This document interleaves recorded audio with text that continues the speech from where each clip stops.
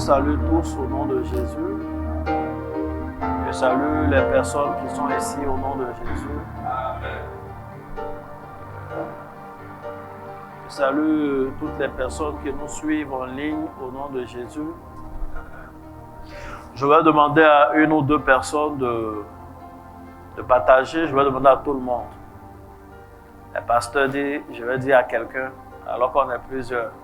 Donc, je vais dire à tout le monde de mettre des cœurs, de partager, d'inviter un frère, une sœur à suivre. Aujourd'hui est le vendredi, c'est ça? Nous sommes au 7e jour, c'est ça? Au 7e jour de notre rendez-vous annuel de rendez-vous au sommet. Je veux peut-être situer le contexte à quelqu'un qui vient de nous prendre en cours, que nous avons commencé un moment de jeûne, nous avons entamé un moment de jeûne, et ce moment a commencé depuis un moment déjà. Nous sommes au 7e jour. C'est un moment de jeûne intitulé « Rendez-vous au sommet », un moment sélectif où Dieu nous équipe et nous qualifie et nous fait grâce pour nous envoyer au sommet. Chaque soir, j'enseigne et chaque soir, j'essaie de demander aux uns aux autres si on m'entend bien, si ça ne siffle pas, si le son est bon. C'est-à-dire, quand je viens, quand je commence, si tu entends très bien, écris dans un commentaire. Si le son est faible, écris dans un commentaire. Vous qui êtes là, les techniciens, n'attendez pas aussi que les gens s'en plaignent. Dites-moi, pour qu'ils sachent ce qu'on dit, si on entend déjà ou pas, à quelle fréquence, à quel volume, ainsi de suite. Voilà, quelqu'un dit que c'est faible, donc je vais essayer de voir, et puis je vais parler un peu fort peut-être. Amen. Donc le contexte dans lequel nous sommes, c'est le contexte de rendez-vous au sommet. C'est notre moment de jeûne annuel, l'un de nos moments phares au niveau de réveil des héros. Et nous avons commencé, nous sommes au 7e jour. Chaque soir, à partir de 20h, nous avons un moment de prière et d'enseignement. Amen. Et ce sont des moments en présentiel, c'est-à-dire ce n'est pas un moment exclusivement en ligne, c'est ouvert, c'est notre moment annuel, on doit se rendre à l'église pour qu'ensemble nous prions et pour qu'ensemble on écoute l'enseignement. Et ça a été dit depuis le départ, l'annonce a été faite, les lectures ont été faites au niveau de la chaire. Donc nous sommes tous informés, surtout au niveau de l'église, que c'est un moment où on doit être présent. Et je bénis le nom du Seigneur pour la vie des personnes que je vois en présentiel. Tout le monde est béni, mais j'ai le droit de bénir spécifiquement quand je prends la parole, ce que je veux bénir de façon spéciale en un jour. Amen. Maintenant, je vais commencer le thème du jour. J'attends juste qu'on me dise que c'est parfait et puis je commence à parler.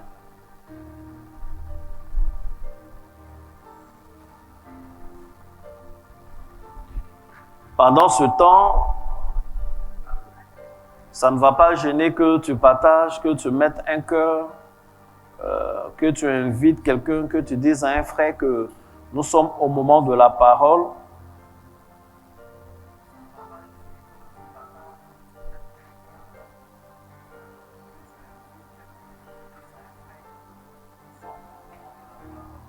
Et je veux profiter pour saluer également les personnes qui sont en ligne. Maman Pakora, Pasteur Amian,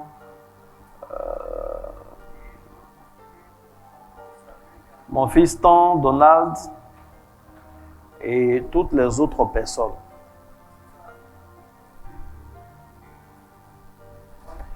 Seigneur, je veux bénir ton nom, je veux te rendre toute la gloire parce que tu es Dieu.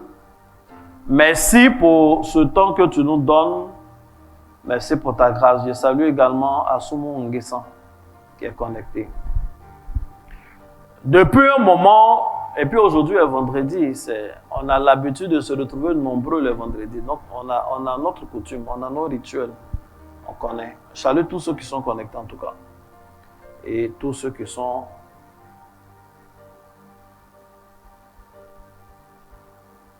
en présentiel. Amen. Amen. Depuis un moment, nous sommes en train de parler des principes de l'élévation divine. Parlant des principes de l'élévation divine, nous avons cité plusieurs choses. Le dernier chapitre que nous avons traité dans les principes de l'élévation divine, c'est le chapitre de la préparation. Il te faut une certaine préparation pour accéder à l'élévation selon Dieu. Et cette préparation se fait au niveau intellectuel. Tu dois avoir de la connaissance, tu dois savoir des choses. Ensuite, la préparation se fait à plusieurs autres niveaux. Et le dernier niveau où nous sommes arrêtés, c'était la préparation mystique. Dernier chapitre dont nous avons parlé, on a parlé de la préparation mystique. C'est-à-dire, pour accéder à l'élévation, il te faut une préparation spirituelle. On en a parlé en 2 jours. On a parlé de consécration, on a parlé de certains actes rituels, comme des repas spéciaux. On a parlé de lavage de pieds, on a parlé de l'onction d'huile. Nous avons parlé de ces choses-là. Et hier, nous avons terminé avec le principe de la préparation, en bouclant justement avec la préparation mystique. Il faut dire Amen. Amen.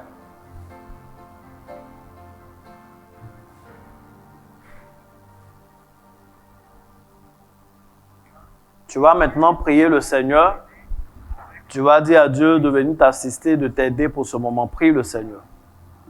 Éternel mon Dieu, éternel mon Père, nous te demandons,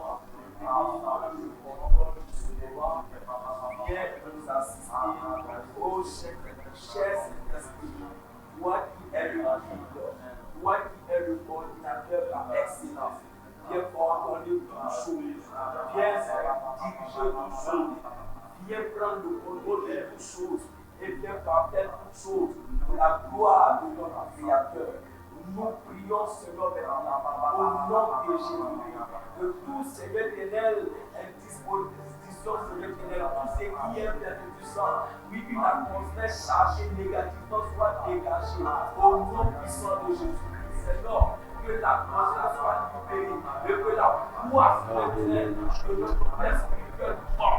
Et Seigneur éternel, notre roi a accompli notre Dieu ta mission. Merci Seigneur. Nous voulons te célébrer parce que c'est fait maintenant au nom de Jésus. Merci Jésus. Amen. Amen. Amen.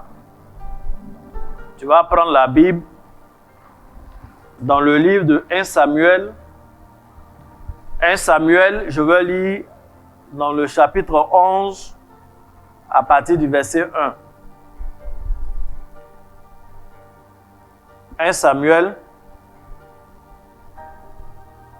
chapitre 11.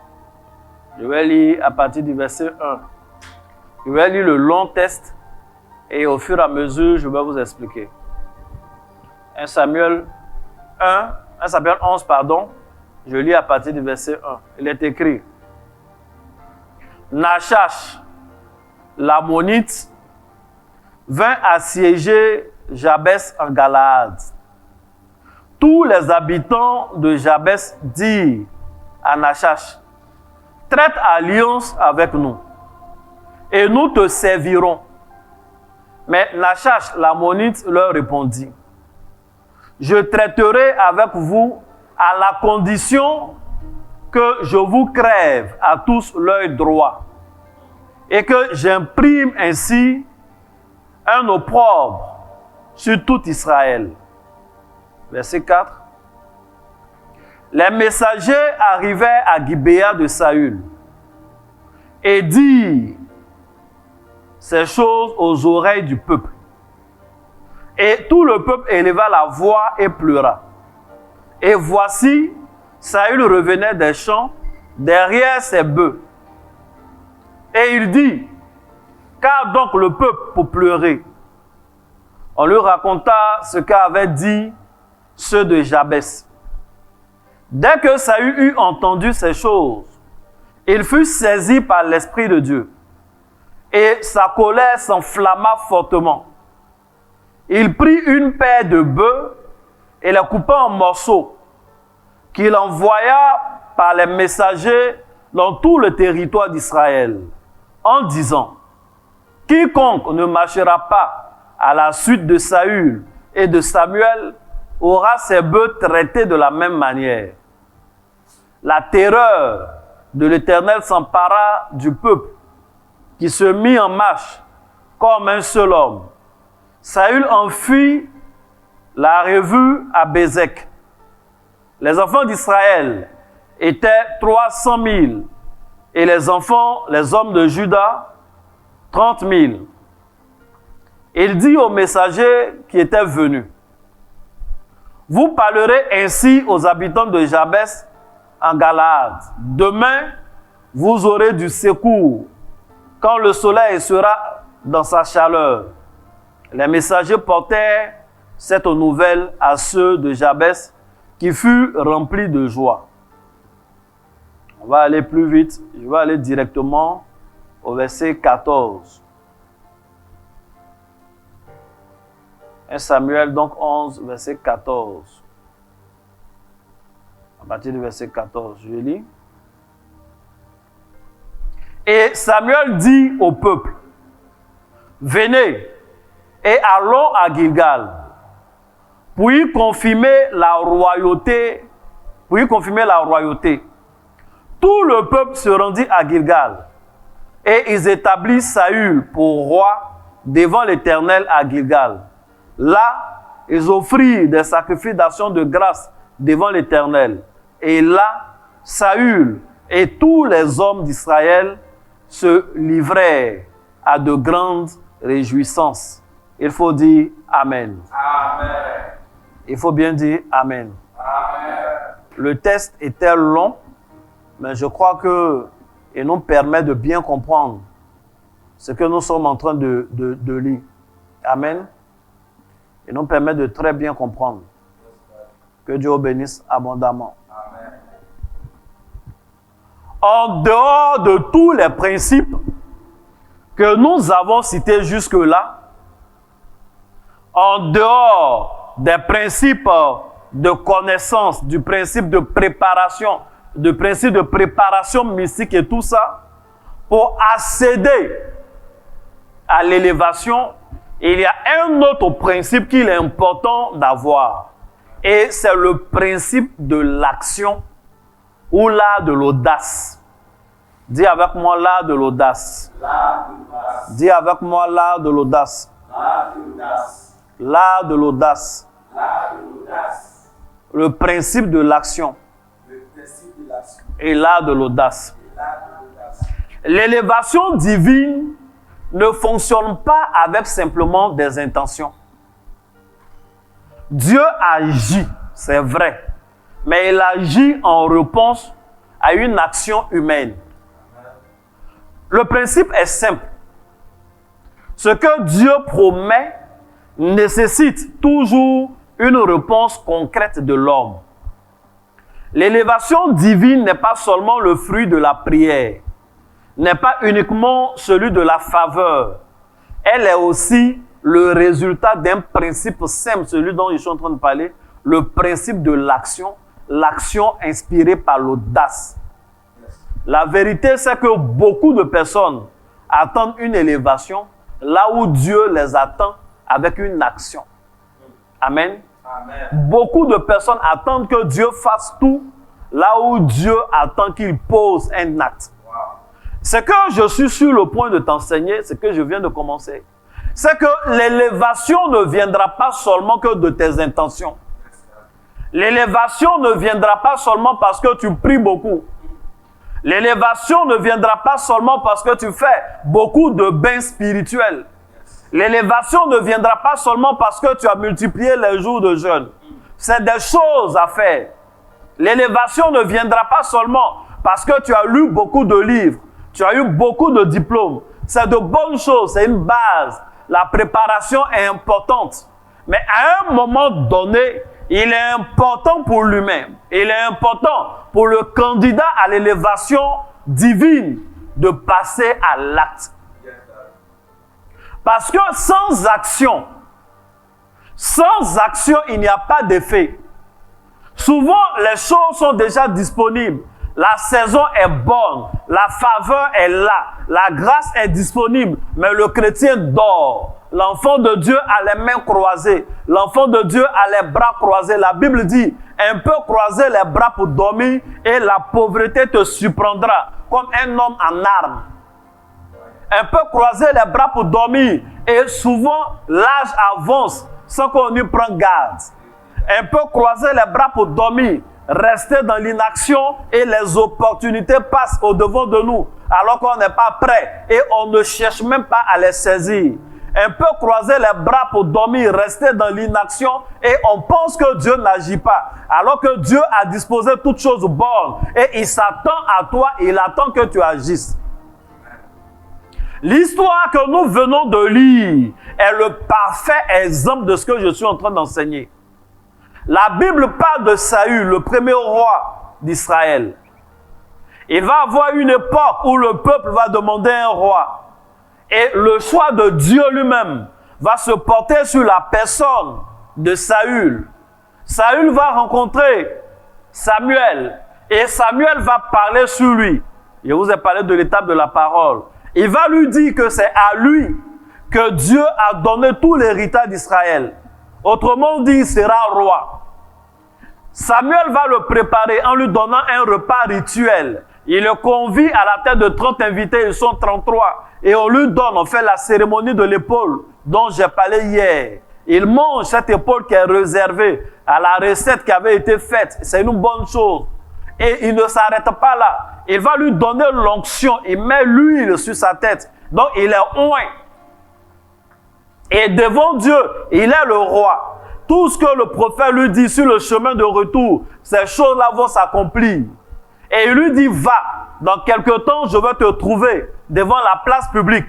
Et effectivement, quelque temps, le prophète Samuel va sur la place publique. Il informe le peuple que Dieu a écouté leur parole. Dieu va choisir un roi. Et ils font un système de tirage au sort, mais conduit par l'Esprit de Dieu. Et on tire les sorts, ça tombe sur la famille de Saül. On cherche le roi, Saül même était caché derrière les bagages. Et finalement, devant tout le monde, le juge, le sacrificateur et le prophète Samuel attestent que le choix de Dieu s'est porté sur Saül. Amen. Il va l'appeler, il va le présenter publiquement. Et quand il finit, quelques personnes estiment qu'effectivement, Saül, quand même, il pourrait être le roi. Et d'autres disent que, bon, qu'est-ce qui prouve qu'il est vraiment le roi? Pourquoi c'est lui qui serait le roi? En fait, la vie a continué comme elle était. Saül est retourné au champ derrière ses bœufs. Samuel est retourné à son poste. Chacun a parlé, c'est devenu un affaire du quartier. Il paraît qu'on est un roi, mais l'histoire est restée ainsi. Il n'y avait pas de palais, il n'y avait pas de royaume au sens propre. Il n'y avait pas de hiérarchie, il n'avait pas sa couronne. Pourtant, toute la préparation avait été faite. Pourtant, un grand prophète avait parlé sur lui. Pourtant, un grand prophète lui avait donné un repas. Pourtant, un grand prophète l'avait oint. Et pourtant, devant tout le public, le choix de Dieu s'est porté sur lui. Mais il n'est pas rentré dans le royaume. Il n'est pas rentré dans la royauté. La Bible dit donc, un jour, une situation va arriver. Un Ammonite qu'on appelle Nachash va se présenter à la frontière d'Israël. Il vient pour mener la guerre. Et quand il arrive, ceux qui sont à la frontière, qui le rencontrent, n'ont pas la possibilité de se défendre. Et ils savent que si une guerre est engagée, leur royaume est ravagé. Ils essaient de trouver un accord diplomatique. Et ce dernier accepte l'accord en donnant ses conditions. Il dit, je vais tisser alliance avec vous. Mais pour cela, il faut que chaque enfant mâle, chaque homme en Israël se crève un œil et l'œil droit. Ainsi, vous allez porter dans votre chair le signe de votre opprobre. N'ayant pas le choix, ils ont accepté. Ils ont seulement négocié qu'on leur donne un délai.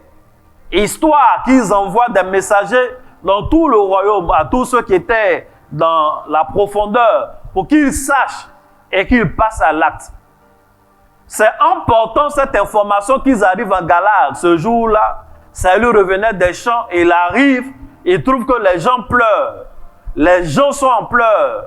Et il crie, les hommes pleurent, les femmes pleurent, les enfants pleurent, les anciens pleurent, il ne comprend pas. Il pose la question et on lui dit, en réalité, voici ce qui se passe. La Bible dit, une colère, l'Esprit de l'Éternel se saisit de lui. Une colère va s'enflammer dans le cœur de Saül. Sans demander à qui que ce soit, il prend 2 de ses bœufs, il les immole et il les découpe en petits morceaux. Il prend les petits morceaux, il donne aux messagers et il leur dit, allez dans tout Israël, montrez ce que j'ai fait à mes bœufs. Et dites-leur, si jamais il y a quelqu'un qui se rend à l'ennemi, voici ce que je lui ferai. Je vous parle de Saül, qui vient des champs, qui n'a pas d'armée, qui n'a pas fait de formation militaire, qui n'a pas de conseil royal. Celui qui a reçu l'huile, mais qui n'est pas encore devenu roi. Celui qui a reçu l'huile, mais qui n'est pas encore intronisé, qui n'a pas encore de couronne. En fait, cette grâce-là était disponible, mais elle attendait seulement une occasion où Saül allait montrer de l'audace. Une occasion où Saül allait passer à l'acte. Et il a dit, informez-les, ceux qui sont à la frontière, dites-leur que demain, jusqu'à ce qu'il soit midi, ils vont avoir du secours. Mais il parle comme ça, on se demande, il compte sur quoi? Et rapidement, il parle au peuple, il faut qu'on revoie les gens. Il y a combien de personnes qui peuvent mener la bataille? On compte les gens en Israël, on compte les gens en Juda. Les choses se forment. Il leur dit, voici comment on va mener la bataille. En fait, et les gens sont venus lui dire, mais Saül, qu'est-ce que tu racontes? Demain, nous serons morts. Si on livre bataille, on ne va pas s'en sortir. Et il dit, il n'y aura absolument aucun d'entre nous qui va mourir. Nous irons mener cette bataille et nous allons remporter la victoire. Amen. Saül a montré de l'audace dans cette histoire.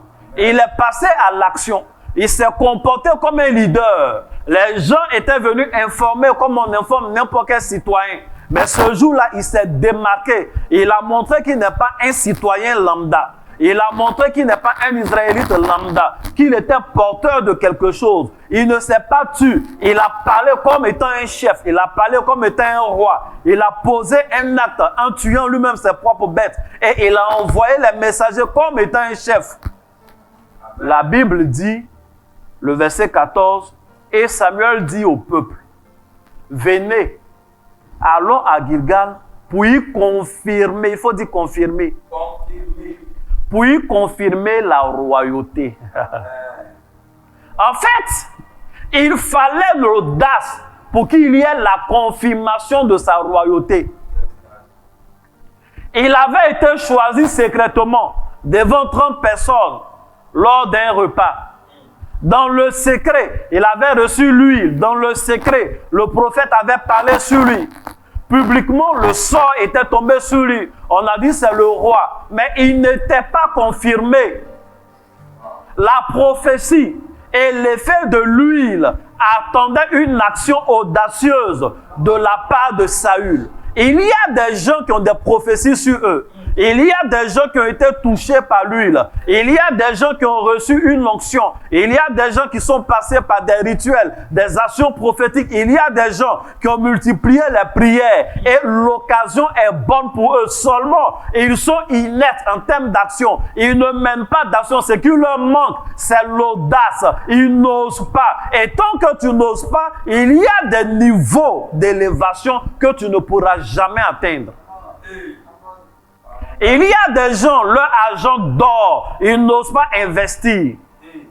Il y a des gens qui n'osent pas dans tout ce qui est nouveau, qui n'osent pas faire des affaires. Son argent est couché dans un compte, il dort, il ne travaille pas, il ne fait rien. Il y a des gens qui sont tétanisés par la peur, ils n'osent pas. Les hauteurs sont pour ceux qui osent. La hauteur est pour ceux qui ont de l'audace. Samuel était là et il a vu comment Saül a réagi.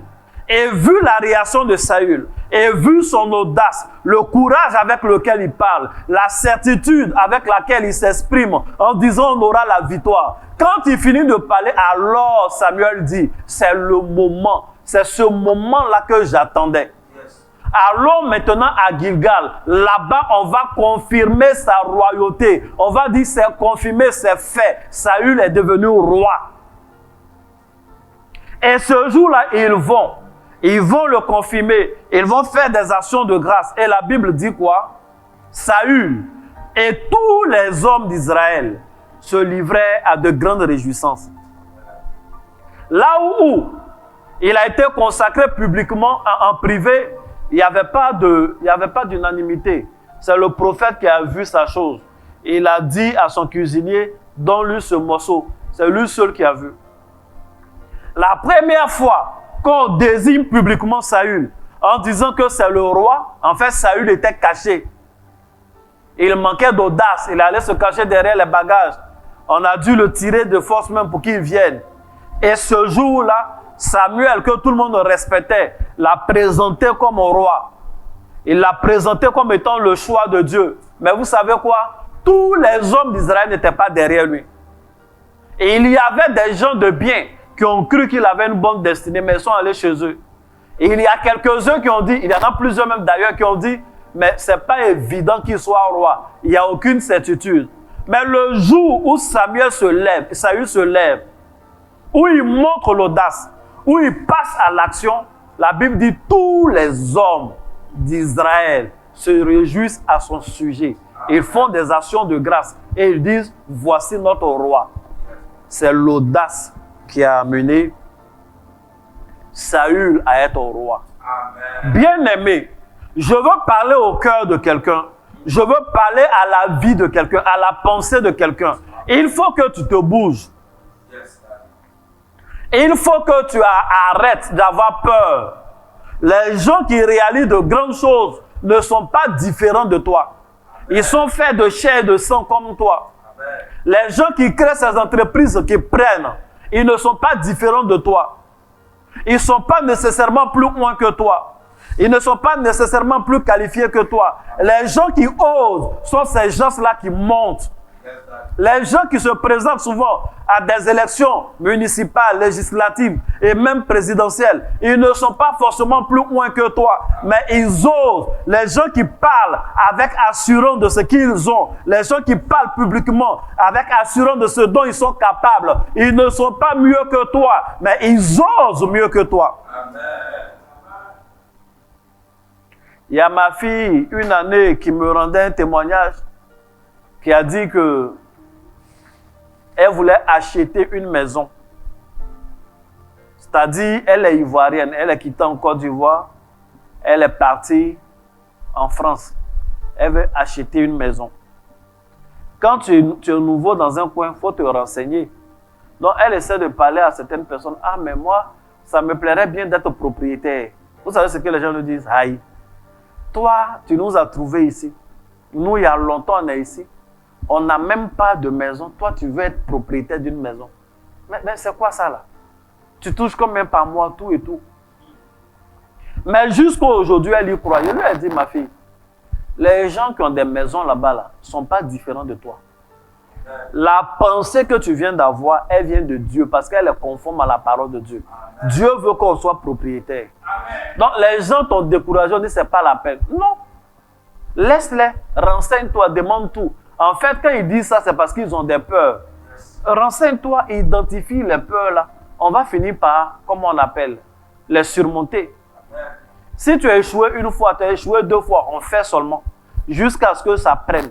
C'est combien d'argent il te faut, comment on fait pour avoir l'argent fait. Ça peut marcher une première fois, ça peut marcher une seconde fois, mais c'est que je sais, au bout, tu seras propriétaire. Amen.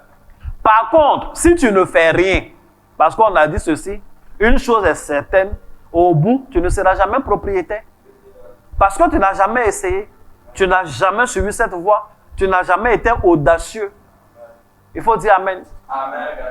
Il y a des gens qui ne se sont jamais lancés dans une affaire depuis qu'ils existent. C'est-à-dire depuis que tu es né, jusqu'à maintenant, tu as 50 ans, essayer une affaire, un business. Il y a des gens qui n'ont jamais fait. Ils n'ont que des prophéties sur leur vie, mais ils ont peur. Il y a des pasteurs qui ont peur. Tu lui dis, on t'envoie dans tel lieu, va prêcher, il a peur. Ah non, là-bas, c'est la galère. Il faut oser. Amen. Il faut oser. Et les Ivoiriens sont forts dans la peur. Là où les Ghanéens n'ont pas peur. Un Ghanéen, il se lève, il va. Là où les Burkinabés n'ont pas peur. Un Burkinabé, il va à l'aventure. Il a une idée, on dit, ah, en Côte d'Ivoire, ça prend, il s'en va en Côte d'Ivoire. Quand il arrive, c'est difficile. Il va se renseigner, il va essayer de faire ce qu'il a à faire. Au bout de 2 ans, 3 ans, 5 ans, il est installé, ça va. Parce qu'il a osé. Il a osé, il a fait. Mais beaucoup d'Ivoiriens, bon, ça commence à changer. Souvent, ils ont peur d'oser. Et les chrétiens sont forts dans ça. Ils ont peur d'oser. En Côte d'Ivoire, ceux qui n'ont pas peur d'oser, c'est nos frères Djoula. Petit Djoula, il ose. C'est maintenant même que les autres groupes ethniques là font permis. Avant, quand tu vois quelqu'un qui est jeune, qui est en train de conduire, c'est que c'est un petit Djoula. Il a déjà le permis. L'autre, non, je n'ai pas encore 50 ans, je ne vais pas faire le permis, tu sais, la conduite qui est là. Attends. Il faut dire come on et puis il faut dire come on et je te parle. Il y a des gens qui ont peur des hauteurs. Il y a des gens qui ne mènent pas d'action. Je veux te dire la vérité. Malgré tous les litres d'huile qu'on verse sur toi, malgré tous les rêves de gloire que tu fais, malgré tous les jeûnes que tu multiplies, si tu ne passes pas à l'action, il n'aura rien. La foi, j'ai écrit ça, la foi qui ne prend pas de risque reste une intention, pas une puissance. Amen. Écoutez, ce que Saül a fait là, c'est risqué. Parce que lui-même, il n'est pas militaire. Il n'est pas entraîné à l'art de la guerre.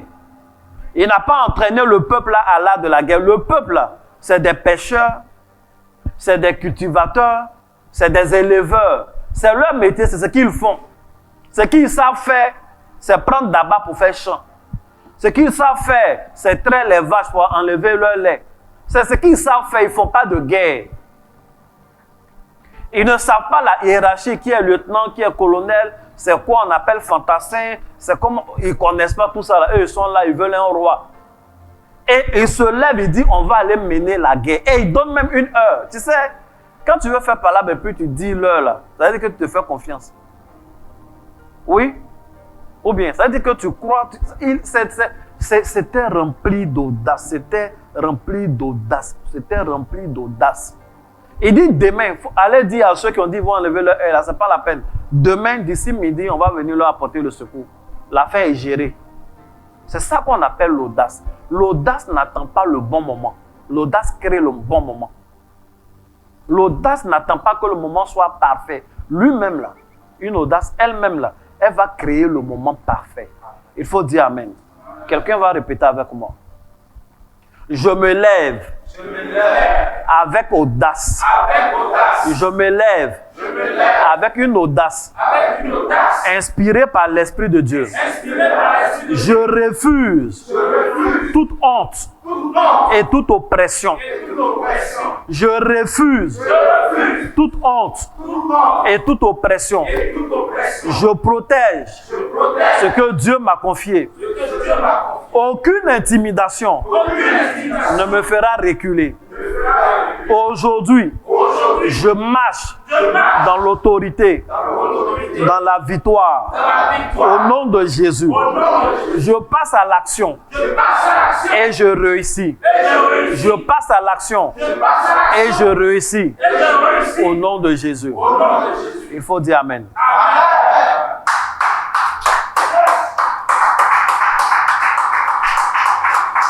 Voici l'un des principes de l'élévation divine. Passer à l'action. Et voici un exemple parfait que je viens de vous dire. On va continuer dans la Bible. Amen. Amen. Pour ceux qui prennent note, tu vas prendre encore. Est-ce que la parole te fait du bien? Amen. Mes enfants, si vous êtes mes enfants spirituels, ne soyez pas peureux. Amen. N'ayez pas peur de réussir. Il y en a qui ont peur de réussir. N'ayez pas peur de réussir. N'ayez pas peur d'investir. N'ayez pas peur de vous battre. Croyez en vous. Croyez en Dieu. Croyez en vous. Croyez en vos capacités. Quand tu te lèves, quand tu es animé d'une telle audace, le Seigneur est avec toi. Amen. Parce que si tu ne fais rien, il n'aura jamais rien. Tu vas penser que Dieu ne t'exauce pas. Oh, Dieu t'exauce. Oh, Dieu t'exauce. Il faut dire Amen. Amen. Oh, Dieu t'exauce. Dieu est avec toi. Amen. Ça ne veut pas dire que ça efface la peur. La peur est là. Mais je te demande d'être plus grand que ta peur. Amen. 1 Samuel chapitre 17. Je vais lire les versets 4, 5 et 7. Un soldat philistin s'avança hors des rangs pour lancer un défi aux Israélites. Il était de la ville de Gath et s'appelait Goliath. Il mesurait près de 3 mètres. Il avait mis un casque et des jambières de bronze, ainsi qu'une cuirasse à écailles pesant 60 kilos. Il portait en bandoulière un sabre de bronze. Il avait aussi une lance dont le bois était gros comme le cylindre d'un métier à tisser et dont la pointe de fer pesait plus de 7 kilos. Devant lui marchait un porteur de bouclier. Verset 26 pour aller vite.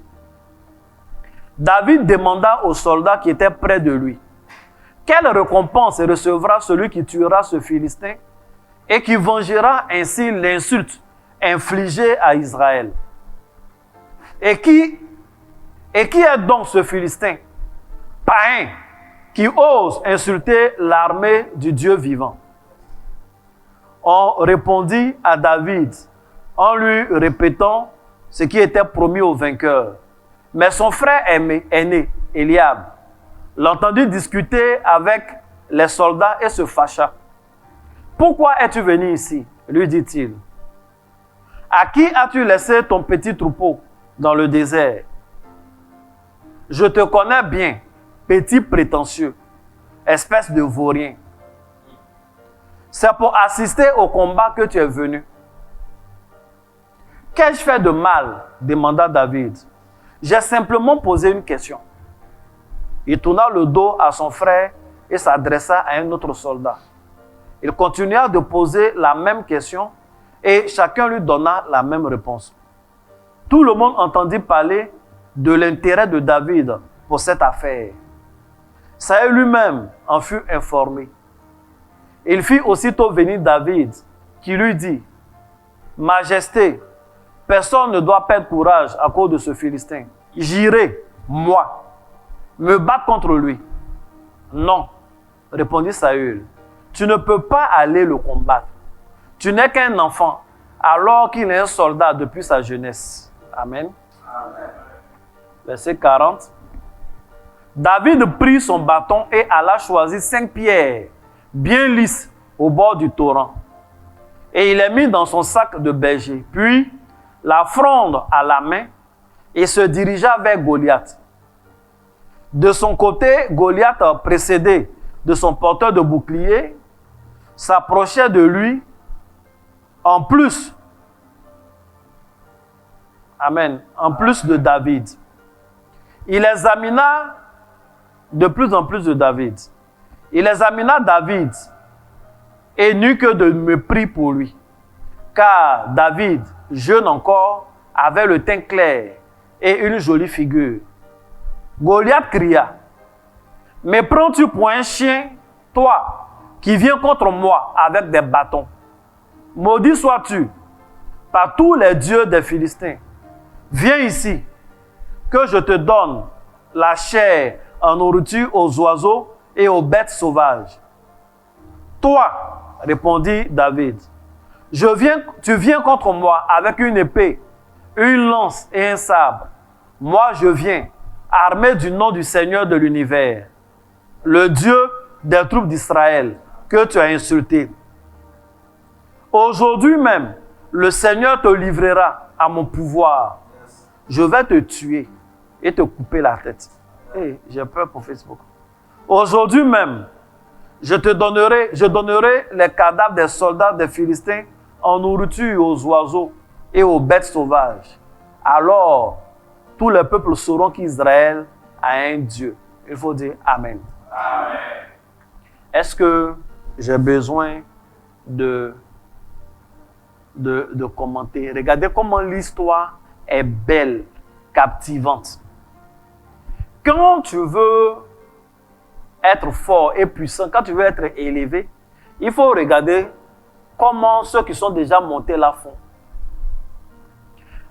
David sûrement était informé de l'histoire de Saül qu'il connaissait. Et ils connaissent les chroniques de leur peuple. Il sait que Saül avait été oint depuis longtemps. Et il a mis du temps avant d'être roi. Il y a eu une occasion où des ennemis ont attaqué. Et ce jour-là, Saül a montré de l'audace. C'est alors qu'il a été confirmé roi. Or, dans cette histoire, l'audace manquait maintenant à Saül. Lui, David, il connaît lui-même son histoire. Il venait d'être oint. Il a été oint depuis un moment. Par le même Samuel. Quand il a été oint, la première promotion qu'il a, il allait jouer à la harpe dans la maison de Saül. Après ça, il est retourné derrière les bêtes.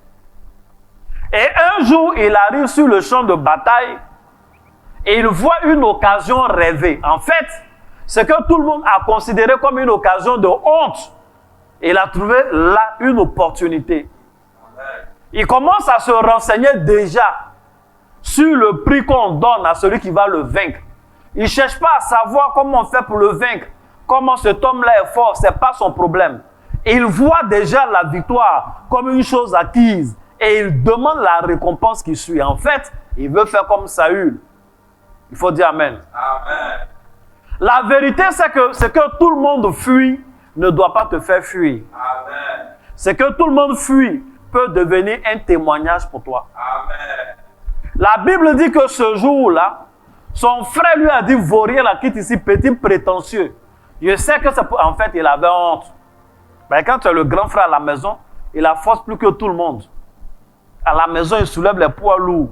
Quand il vient, Quand la bataille finit, qu'ils viennent à la maison, tout le monde est assis, les petits du quartier là. Et ils racontent, ah oui, cette fois-ci, la guerre là, c'était chaud. Hein. Il a fait ceci. Quand j'ai pris ma lance, j'ai lancé comme ça, là, j'ai tué 14 Philistins. Quand j'ai regardé, quand il a fait un clin d'œil, Goliath est tombé. C'est lui, Eliab. C'est lui seul, sur le champ de bataille avec ses frères. Donc quand il vient, il raconte, c'est le brave. Chacun raconte son histoire. Maintenant, quand il voit son petit frère, tu vois, c'est soyez. En bon français, c'est soyez.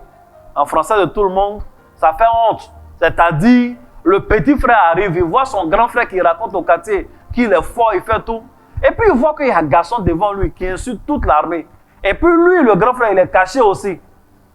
Quand Goliath sort, eux tous ils reculent, chacun se met sous sa tente. Ils ont peur, se mettent dans une certaine position. Au cas où il avance, ils vont fuir. Donc il voit son grand frère en train de trembler comme ça, il dit, aïe, Eliab qui tremble. Et le grand frère dit, quitte ici, vaut rien. Petit prétentieux, il sait que c'est pour venir regarder ce que je vous raconte là que tu es venu.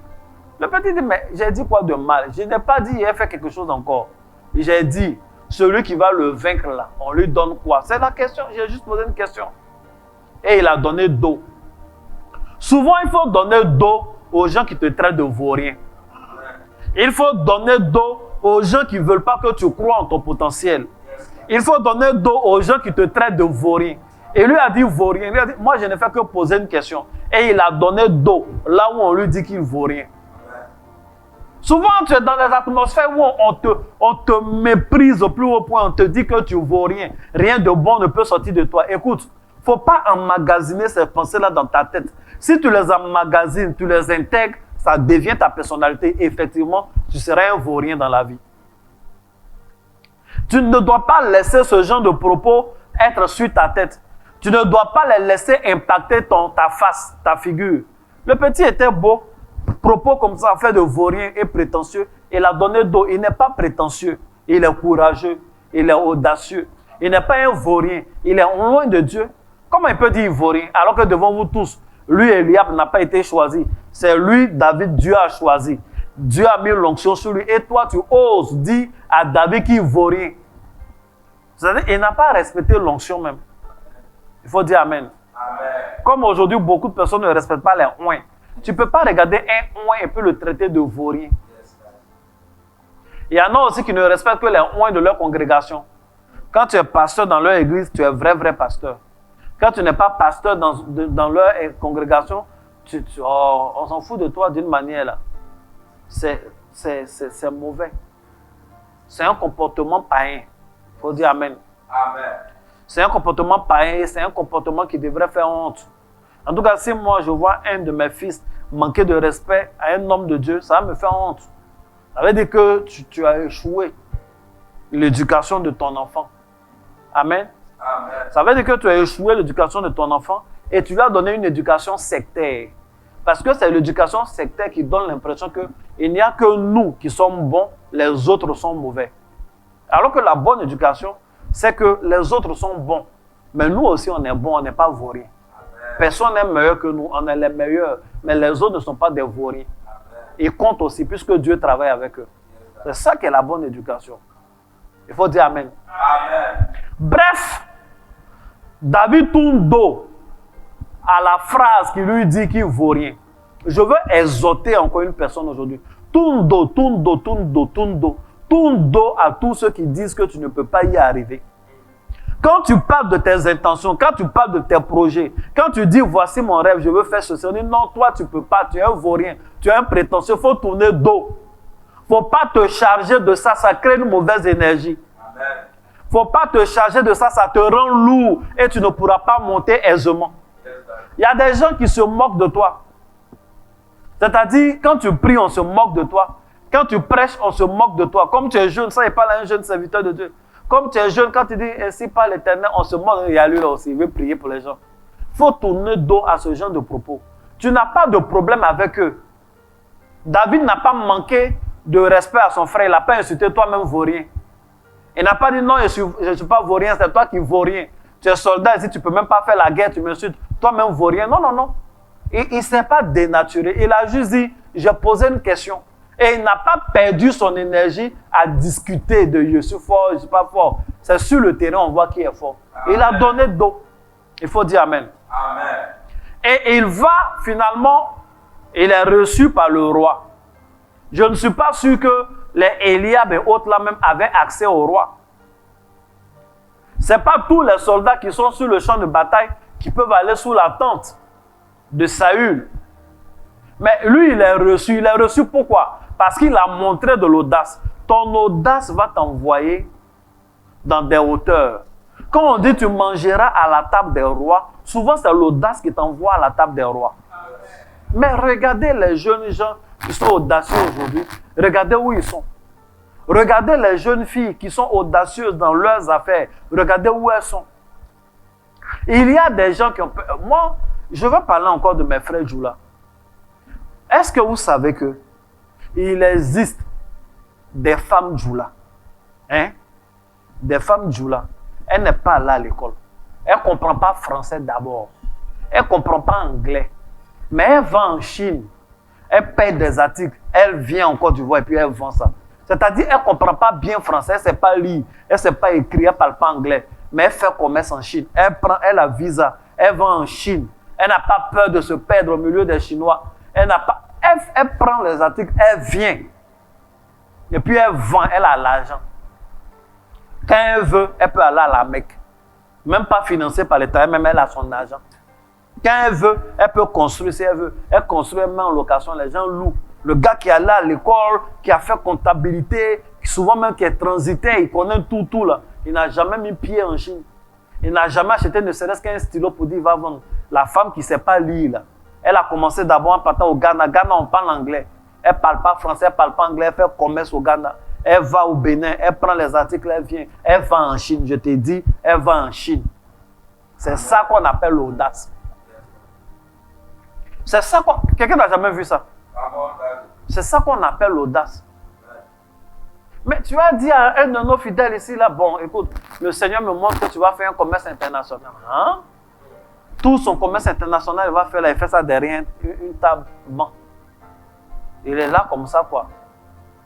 Il ne se renseigne pas, il n'ose jamais. Soyez audacieux. Amen. Quand il est rentré auprès de Saül, il n'a pas dit à Saül que je m'en vais mener la bataille. Il dit je m'en vais gagner. Il a dit ce gars-là qui vous insulte, laisse. Moi je sais comment je vais le vaincre. Je vais le vaincre. Sans épée ni rien, mais je vais couper quand même. Amen. Amen. Vous savez ce qu'il a coupé. Sans épée, je vais couper. Il lui a dit, non, écoute, petit, toi, tu es un enfant, d'accord? Tu es un enfant. Lui, depuis qu'il est enfant, il fait la guerre. Lorsque tu veux manifester l'audace, il y a deux voix. Il y a la voix d'Eliab et il y a trois voix. Il y a la voix d'Eliab, il y a la voix de Saül et il y a la voix de Goliath. La voix d'Eliab, c'est la voix de la jalousie. Son frère est jaloux. Il dit, je sais qui tu es, vaut rien. Il lui rappelle qu'à la maison, tu es le plus petit, tu vaux rien. Tu es un petit prétentieux. Il ne faut pas écouter cette voix-là. Il y a la voix de la raison.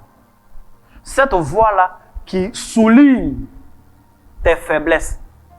Voici, ça c'est la voix de Saül. Saül lui dit, toi, tu es petit. Tu es un enfant. Est-ce que David ne connaît pas son âge? Il connaît son âge, il sait qu'il est un enfant et puis il a parlé. Il dit, toi, tu es petit, tu es un enfant. Lui, il est fort. Tu vois? Cette voix-là ressemble à une voix de sagesse, ça ressemble à une voix d'amour. Te montre, toi, tu sais, tu n'as personne dans la vie. Eux, ils ont des bras longs, c'est pourquoi leur commerce marche. Tu sais, toi, tu es encore un petit. Eux, ils sont grands, c'est pourquoi ils réussissent. C'est la voix qui vient pour amplifier tes faiblesses et amplifier en même temps le défi qui est devant toi. Il dit, tu es petit. David lui a dit, il n'a pas parlé de ses faiblesses. David s'est rappelé lui aussi de sa force. Il dit, j'étais plus petit que ça là, c'est ce que tu vois là. Il était plus petit que ça, il était derrière les brebis de mon maître, de mon père. Et un lion, les lions sauvages, quand ils viennent pour manger les brebis, moi je les poursuis. C'est moi qui cours vers le lion. Pour poursuivre quelqu'un, il faut qu'il fuit, non? Donc il est en train de dire à Saül que quand le lion me voit, le lion fuit. Je cours, quand je l'attrape, j'ouvre sa gueule comme ça, puis j'enlève le bébé là. J'enlève la brebis. Et souvent, c'est les ours qui viennent. Quand l'ours me voit, l'ours aussi fuit. Je cours et puis j'arrache la brebis de ses mains. Moi, petit que tu vois là, c'est ce que je fais. Voilà son CV qu'il présente. Donc, il est en train de dire, Goliath là, son 10, il peut gérer ça. Et il faut à un moment donné, c'est vrai, on est conscient de nos faiblesses. Mais ne fais pas la promotion de tes faiblesses. Souvent, la trop grande conscience de ta faiblesse fait que tu oublies les forces que Dieu t'a données. Voici Gédéon qui était surpris. Quand l'ange lui a dit, va avec la force que tu as. Quelle force? Oh, il avait une force. Il avait la stratégie. Il avait l'intelligence. Souvent, la peur te tétanise. La peur fait que tu as oublié les forces que tu as. Tu as oublié ce que tu as appris. Tu as oublié la préparation par laquelle tu es passé. Tu as oublié toutes les prophéties qui sont sur toi. Tu as oublié toutes ces huiles qui ont coulé sur toi. Tu as oublié toutes les actions prophétiques que tu as posées. Tu as oublié tous les jeûnes que tu as multipliés. Tu as oublié tout ce que tu as appris. Tu as oublié ton talent. Tu as oublié ta capacité. Tu as oublié tes diplômes. Et tu restes là petit. Je viens réveiller la conscience de quelqu'un. Je viens réveiller la conscience de quelqu'un. Souvent même, tu as oublié la grandeur de Dieu que tu invoques et tu comptes sur ta faiblesse. Non, compte sur la grandeur de Dieu. Et ce Dieu-là, il t'a choisi, il a choisi ton corps comme un temple. Il se manifeste en toi, tu n'es pas n'importe qui. Sois audacieux, lève-toi et affronte Goliath, sinon tu ne seras jamais roi. Amen. Voici le principe. Tu as peur seulement. Il y a des gens, on leur a dit, ils ont don de guérison, ils n'ont jamais prié pour un malade. Mais tu as peur de quoi? Prie pour le malade. Tout ce qui peut arriver, soit il guérit, soit il ne guérit pas. Mais s'il ne guérit pas, tu vas apprendre. Ça va aiguiser ton don. Ça va aiguiser ta foi. S'il n'est pas guéri, tu vas aller demander à Dieu pourquoi il n'est pas guéri. Ça ne fait que t'arranger. Passer à l'acte ne va que t'arranger. Quelqu'un a dit Amen. Amen. Quelqu'un a dit Amen. Amen. Tu as déjà une force avec toi. Et souvent, notre force, nous-mêmes, on ne voit pas. Mais c'est nos ennemis qui voient. Lisez bien, la Bible dit, David est parti, il a pris son bâton. C'est pas ce que la Bible dit? Amen. Il a pris son bâton. Je vais relire. Quand je viens dans 1 Samuel, verset 17. Il continue, il dit, il va aller faire cette guerre-là. Verset 40, il dit, il prit quoi? Il prit son bâton et alla choisir 5 pierres. Par contre, quand il va croiser Goliath, qu'est-ce que Goliath dit? Me prends-tu pour un chien, toi qui viens contre moi avec des bâtons? C'est-à-dire, David lui-même, il est conscient qu'il allait prendre son bâton. Il a pris un bâton. Mais quand il vient, Goliath le regarde et dit, attends, tu penses que je suis un chien et tu viens contre moi avec des bâtons? Wow. Ça veut dire que Goliath même voit mieux que David. Tout le monde voyait un bâton, mais l'adversaire voyait des bâtons. En fait, dans le seul bâton qu'avait David, il y avait le bâton de Samuel qu'il avait oint. Il y avait le bâton des hommes qui osent. Il y avait le bâton de ses pères. Il y avait son bâton de berger. Il y avait son bâton de futur roi, de commandant des armées. Et c'est tout ça là qu'il avait dit. Il m'avait choisi un bâton, mais le gars, il voit plusieurs bâtons. Le peu que tu as là, à l'intérieur, il y a la puissance de Dieu. Wow.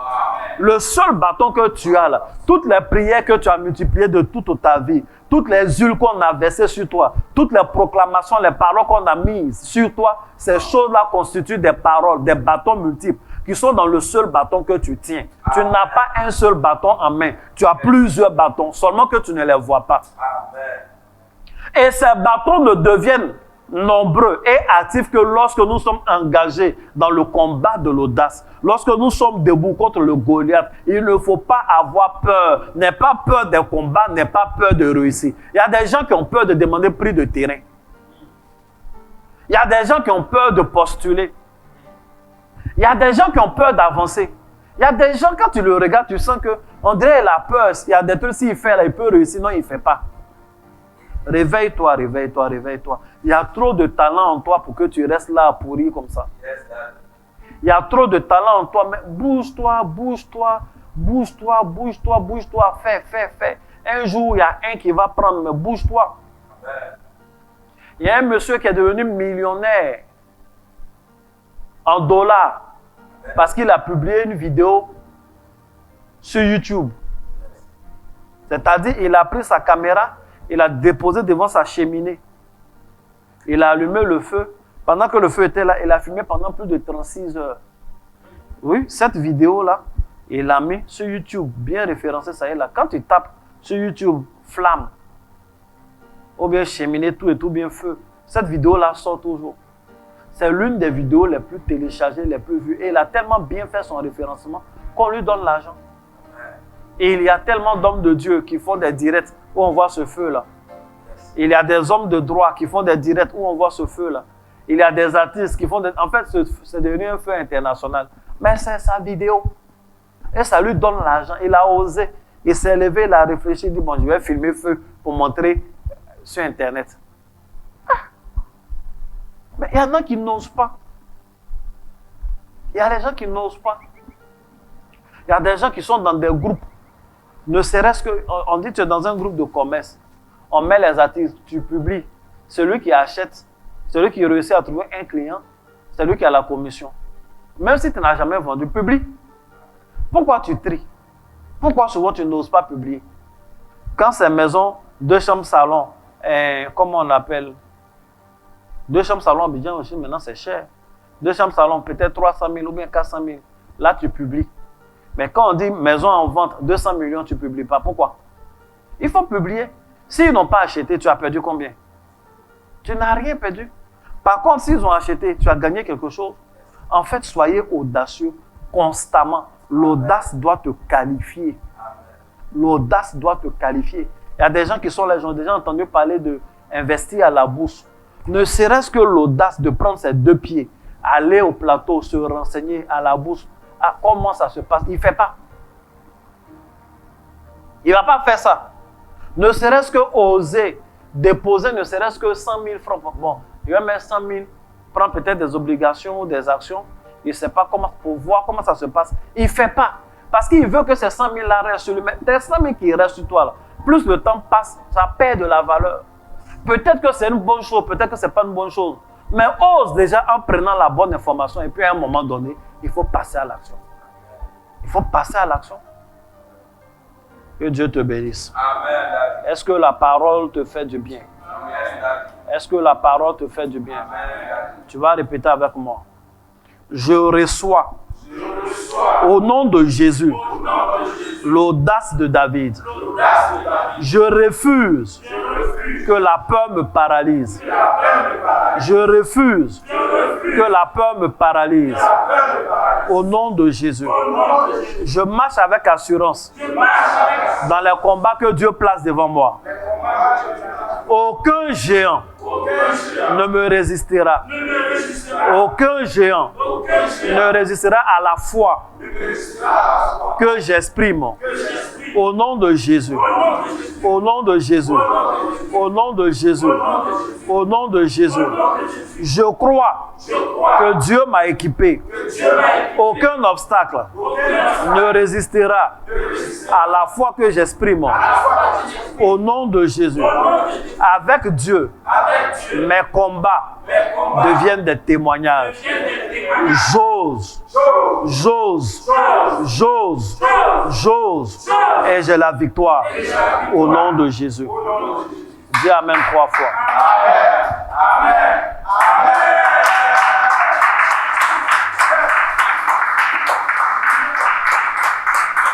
Bien-aimé, je t'exhorte à être audacieux et je t'exhorte à ne pas être un tueur d'audace des autres. Je t'exhorte aussi à avoir le discernement. Il faut discerner les 3 voix. J'ai dit 3 voix. Il y a quelle voix? Il y a la voix d'Eliab. Il y a la voix de Saül. Et il y a la voix de Goliath. Goliath l'a regardé. Écoutez, Le gars que tout le monde dit, il était petit et beau de figure. Il avait une belle figure, il était joli. Mais regardez comment l'autre, il le traite avec mépris. Il lui dit qu'il est un enfant, qu'il n'est qu'un enfant. Il lui dit, il informe qu'il va le tuer. Il n'a pas écouté cette voix-là. Ça, c'est une voix qui vient pour tétaniser. La voix de Goliath, c'est la voix du lion, le lion satanique. Je vous ai déjà enseigné ça. Écoute, la Bible dit, le diable rôde autour de nous comme un lion rugissant, cherchant qui il dévorera. Quelqu'un connaît le verset? Le diable rôde autour de nous comme un lion rugissant, cherchant qui il dévorera. Ça veut dire quand le diable vient attaquer une communauté, quand le diable vient attaquer une génération, quand le diable vient attaquer une famille, il ne sait pas encore qui il va dévorer. Il ne sait pas encore. Et il vient et il a une méthode. Première chose, il va rugir. Et c'est quand il rugit, il regarde le comportement du troupeau. En fonction du comportement, c'est là qu'il détermine qui il va dévorer. C'est ça. Donc, quand le diable veut intervenir, il travaille d'abord par la peur. Celui qui a la peur au ventre, qui est tétanisé, qui ne suit pas le groupe, qui ne suit pas la marche, alors le diable regarde et il comprend que voici quelqu'un qu'on peut dévorer. Et c'est comme ça qu'il le dévore. Donc, la voix du diable, c'est cette voix de Goliath-là. C'est une voix qui vient pour t'effrayer, pour te dire ça là, tu ne peux pas. Une voix qui vient pour te montrer que ta fin est déjà arrivée. C'est la voix qui effraie. Et si effectivement David était tétanisé, même lancer la simple pierre, il n'allait pas pouvoir. Et il allait être vaincu. Et quand il a parlé, David a répondu. Il a dit non, non, non, c'est moi. Tu viens contre moi au nom de tout ce que tu as cité avec tes épées. Moi, je viens au nom de l'Éternel, le Dieu de l'univers. Il va me livrer entre tes mains. Voici comment il a parlé, il a proclamé. Il a parlé. Par moments, vous avez besoin de parler. Souvent, vous avez besoin de vous parler à vous-même. D'autres fois, vous avez besoin de parler. Le diable, il va toujours chercher. Il va rugir. N'ayez pas peur si vous entendez des rugissements. Ne soyez pas paralysés, ne soyez pas un peureux. Soyez un homme de foi, soyez une femme de foi. Et parlant de femme de foi, nous allons lire un passage. Est-ce que je peux te parler un peu? Esther chapitre 4. Je lis le verset 16. La Bible dit, c'est Esther qui parle. Va, rassemble tous les Juifs qui se trouvent à Source et jeûnez pour moi, sans manger ni boire pendant 3 jours, ni la nuit ni le jour. Moi aussi, je jeûnerai de même avec mes servantes. Puis, j'entrerai chez le roi, malgré la loi. Et si je dois périr, je périrai. Il faut dire Amen. Amen.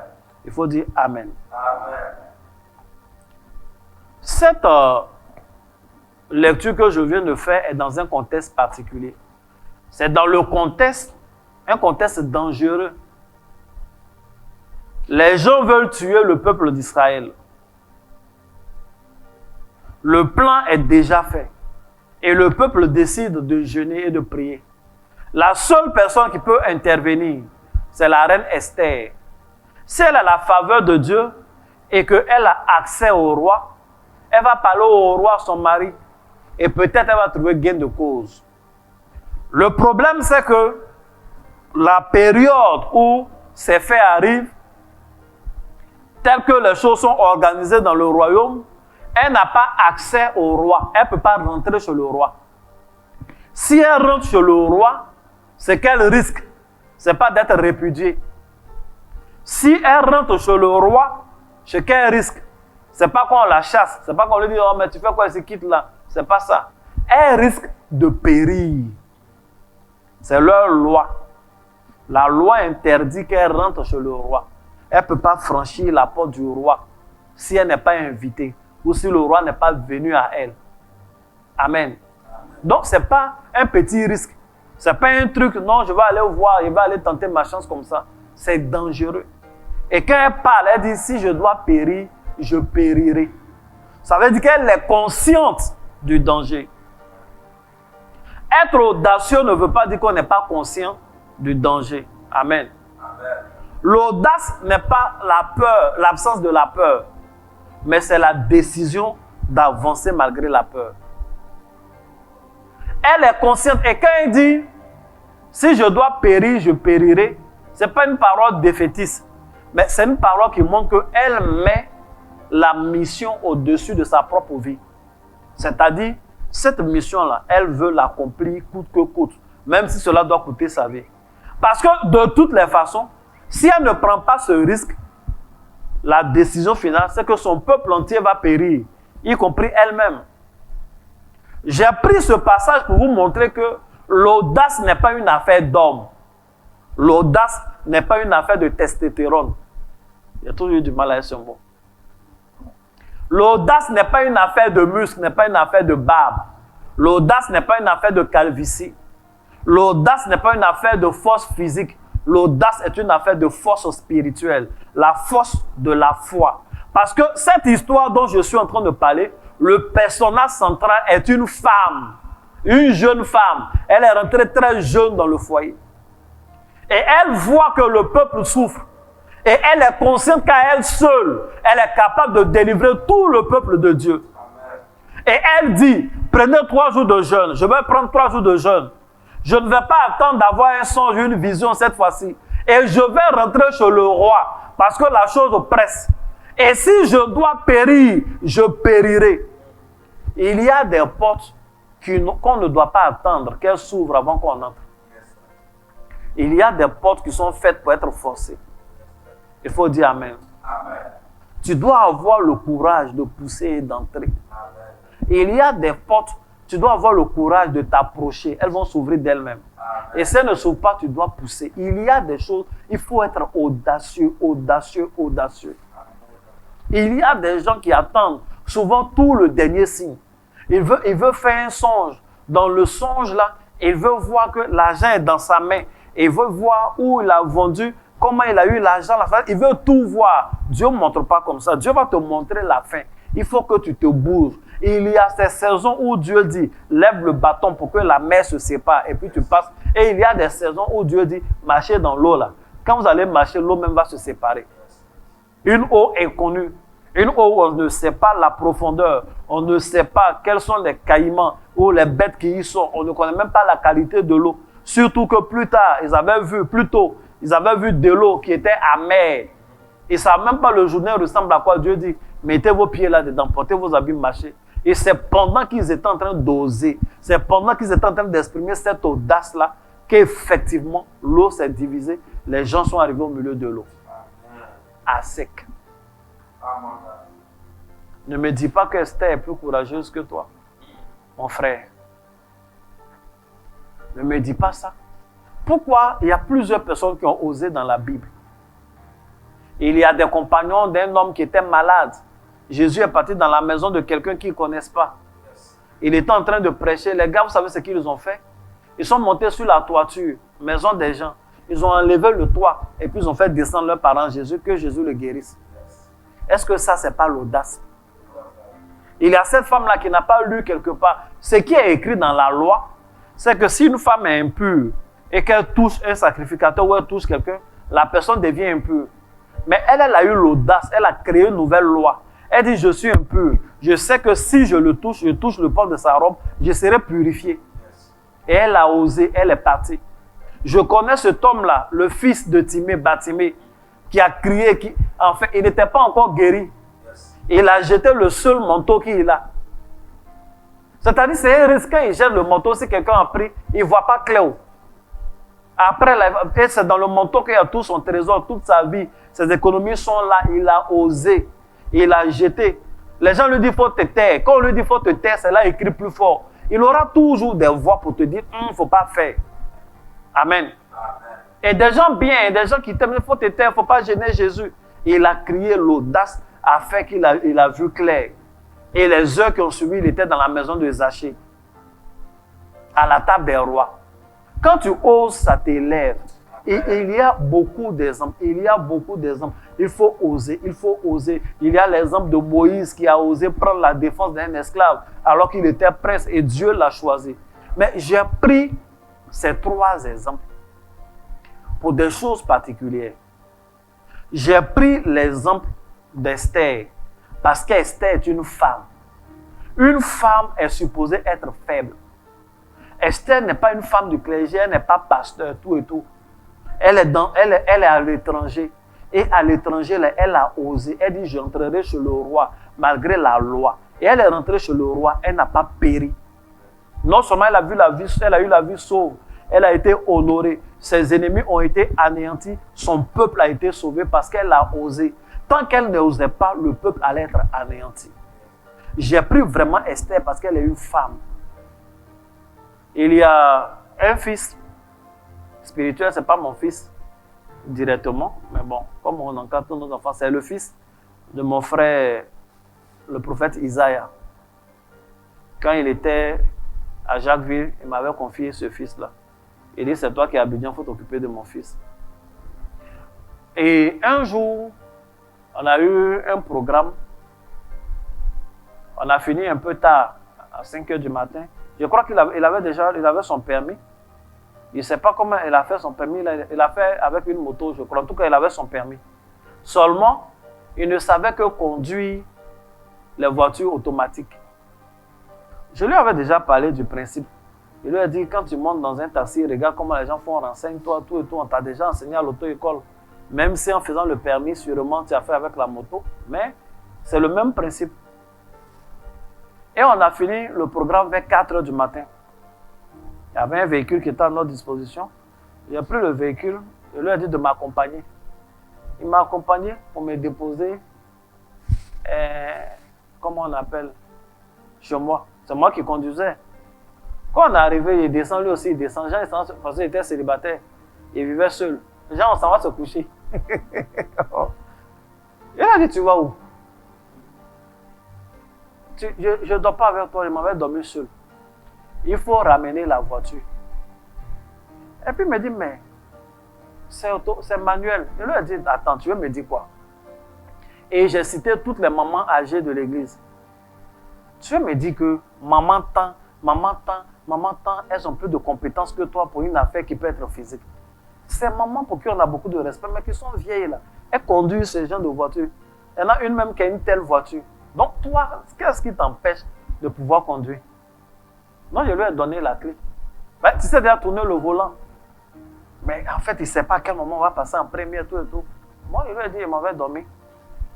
Et puis, il lui a dit, quand tu arrives, tu m'écris pour me dire que je suis bien arrivé.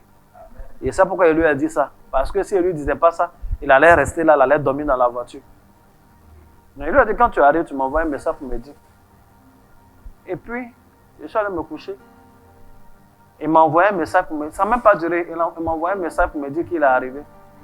Et puis le lendemain, il m'appelle, il m'a dit, mais c'est même pas compliqué, j'ai passé la première, après quand tu parles, en fait, ça veut dire que psychologiquement, techniquement, il savait déjà conduire ce truc-là, mais il n'osait pas. Il avait déjà mis un truc dans sa tête, il était bloqué. Moi, c'est automatique, je conduis, tout ce qui est manuel, je ne peux pas conduire. Donc, quelles que soient les explications, sur nos motos, là, c'est manuel aussi, on change de vitesse. Mais il était bloqué que lui, il ne conduit pas de véhicule manuel, il ne conduit que les automatiques. Mais quand il a vu que je l'ai mis sous pression, dos au mur, il a conduit pour partir. Et depuis ce jour, il conduit des véhicules manuels pour aller faire de longues missions et autres. En fait, ça va. C'est un plus dans sa vie. Mais il allait rester à ce stade-là tant qu'il n'osait pas affronter. Il faut oser. Donc, j'ai pris Esther parce que c'est une femme. J'ai beaucoup de respect pour la force des femmes. Quand j'ai prêché, la mère de Jésus était là, je vous ai dit la force de la femme. Mais pour que vous sachiez, pour parler à toutes les femmes, que être femme ne vous dispense pas de l'audace. Au contraire, c'est vous qui devez être audacieux. J'ai pris l'exemple de David. David était encore un enfant, c'était un jeune homme. Pour montrer qu'on n'a pas besoin de vieillir avant de réussir. On n'a pas besoin de vieillir avant de relever de grands défis. Quand je suis en train de prêcher, depuis que j'ai commencé cette série d'élévation, arrêtez de regarder les mamans, les papas de l'église. Je parle à vous aussi, les jeunes. Je parle aux jeunes. Vous qui avez 16 ans, 17 ans, 18 ans, je vous parle. 20 ans, 21 ans, 30 ans, je vous parle. Arrêtez de regarder ceux qui viennent déjà avec de gros véhicules, tout et tout. Je parle aux jeunes, je parle aux jeunes. Je parle aux jeunes. Je parle aux jeunes qui sont comme David. Un jeune Choco. Il n'était même pas Choco, mais il était derrière un broussard. Parce que derrière les brebis. Mais quand même, il a osé et il a affronté. C'est maintenant que tu dois oser. C'est ton audace qui va créer le moment clé. Si tu attends le moment parfait, tu vas attendre longtemps. Le moment parfait, c'est le dernier jugement devant Dieu où on va aller au paradis. Nos moments parfaits d'ici, c'est nous qui les créons par notre audace. J'ai pris l'exemple de Saül parce que Saül n'a pas d'âge. Quand vous lisez l'histoire de Saül, la Bible dit Saül était âgé de... Quelqu'un a déjà lu ça? On ne met pas son âge. Hein? Ah, vous ne saviez pas? Voilà. On ne met pas son âge. Saül était âgé de... qu'il fut roi. Amen. Donc, il n'avait pas d'âge. Pour dire que l'audace n'a pas d'âge. Que tu sois vieux, que tu sois jeune, que tu sois enfant, tu dois oser. Tu dois oser. Il faut dire Amen. Amen. Voici ce que j'ai voulu te dire en ce jour.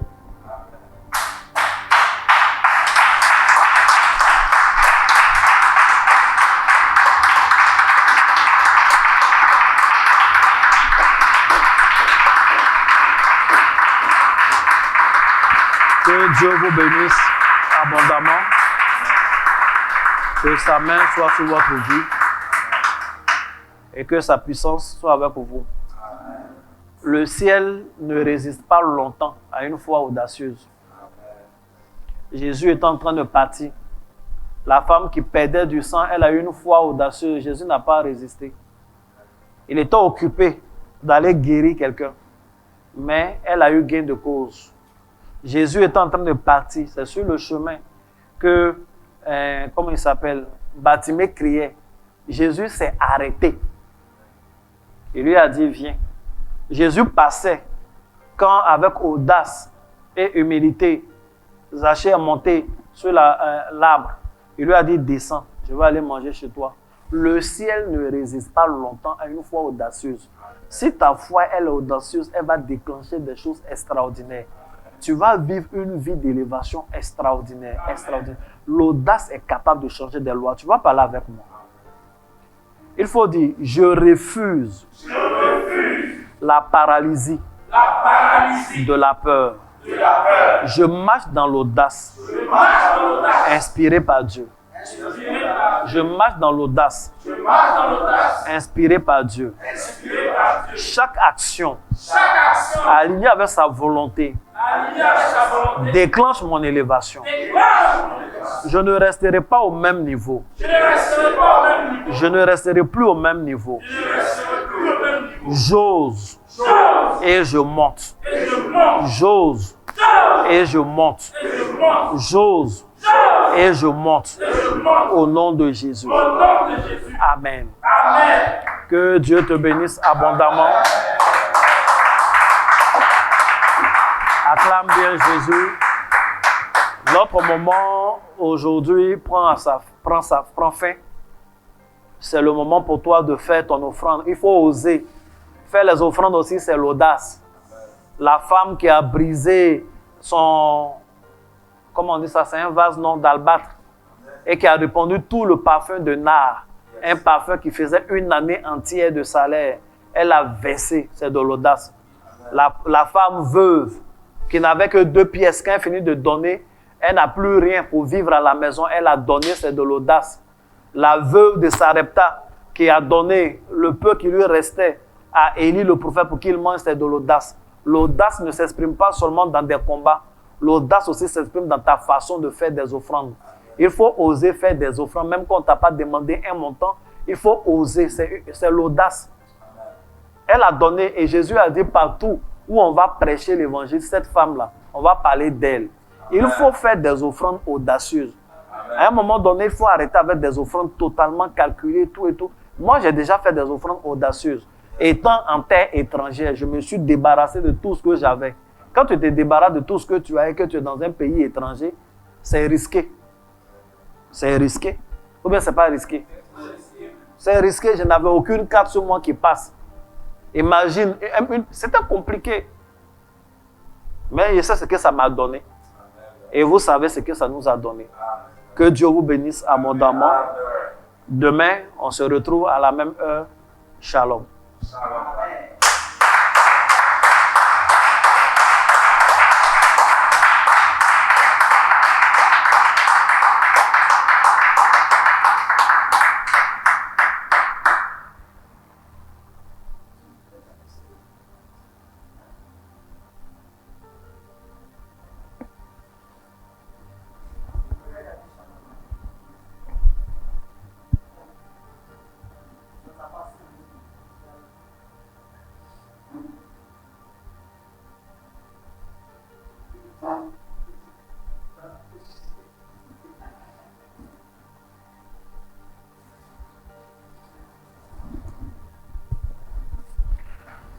Ah. Fils, bonne arrivée à Abidjan. Tu es en congé aussi?